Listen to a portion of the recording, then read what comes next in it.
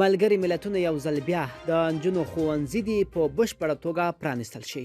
ملګري ملتونه یو ځل بیا له افغان حکومت غوښتنې چې د نجونو پر مخ د ښوونځیو دروازې پرانیزي.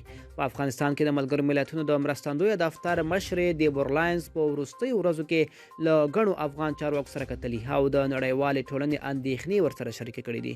نوموړي پر افغان حکومت یو ځل بیا غږ کړی چې د ښوونځیو دروازې د نجونو پر مخ پرانیزي او پرېږدي چې دوی کار او زده کړو ته ادامه ورکړي. لاینز تر هغه وروسته د اندېښنې له افغان لوري سره شریکې کړي چې کابل ته یې تر راتګ څو ورځې وړاندې له غربي هیوادونو سره افغانستان کې د زده کړو په تیرو د نجونو د زده کړو پر وضعیت خبرې کړي دي.